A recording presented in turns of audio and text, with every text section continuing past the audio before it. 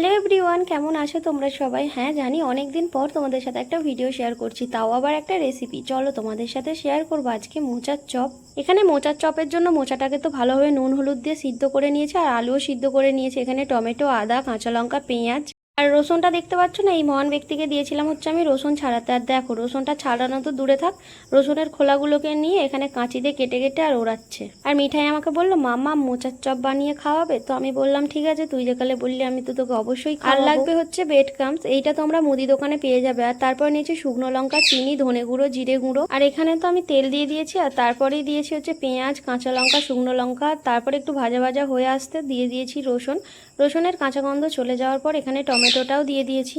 পুরোপুরিভাবে মশলাটা কষিয়ে এসেছে, আর দেখো মশলা থেকে তেলও ছেড়ে দিয়েছে। এই টাইমটাই তোমাদের দিতে হবে হচ্ছে যে সিদ্ধ করে রাখা ছিল মোচাটা, সেই মোচাটা। আর এই মোচাটা দিয়ে ভালোভাবে মিক্সড করতে হবে। মোচাটার যখন কালারটা চেঞ্জ হয়ে যাবে আর মোচাটা একটু ভাজা ভাজাও হয়ে যাবে, তখন কিন্তু সিদ্ধ করা আলুটা তোমরা দিয়ে দেবে। এখানে আমি আলুটাও দিয়ে দিয়েছি। আর দেখো পুরোপুরি তোমরা কিন্তু জলটাকে পুরো শুকনো করে নেবে। আর তারপর আমি একটা থালাতে তো মিলে নিয়েছি, কারণ গরম অবস্থাতে তো আমি চপের আকার দিতে পারবো না। হ্যাঁ, তারপরে নিয়েছি হচ্ছে কর্নফ্লাওয়ার, আর তাতে একটু নুন দিয়ে ভালোভাবে তো মিক্সড করে নিয়েছি। আর এই যে দেখতে পাচ্ছ আমি পুরো ভেজিটেবিল চপ যেমন আকারে হয় তেমনই কিন্তু নিচ্ছি, লম্বা টাইপের। তোমরা চাইলে গোলও করতে পারো।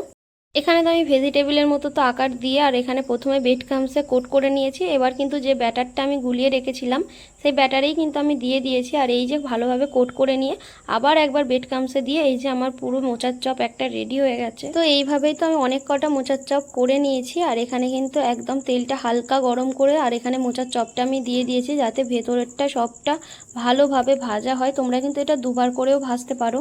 আর এই যে আমার অনেক কটাই তো ভাজা হয়ে গেছে, তো তোমরা দেখে বলো কেমন হয়েছে মোচার চপটা। আর মোচার চপ কিন্তু পুরো দেখে কেউ বলবে না যে এটা মোচার চপ। আর যার জন্য এত খাটনি করে আমি মোচার চপটা বানালাম, আর ওকে তো দিয়ে দিয়েছি। ওকে বললাম কেমন হয়েছে খেয়ে বল, আর ও তো বলছে খুব ভালো হয়েছে। আর ওর কিন্তু প্রচুর গরম লেগে গেছে, আর মুখের মধ্যে দেখো পেন দিয়ে কেমনভাবে মুখের মধ্যে ডিজাইন করেছে। তো তোমরাও কিন্তু অবশ্যই এটা ট্রাই করতে পারো। ভিডিওটা কেমন লাগলো জানিও। Bye bye.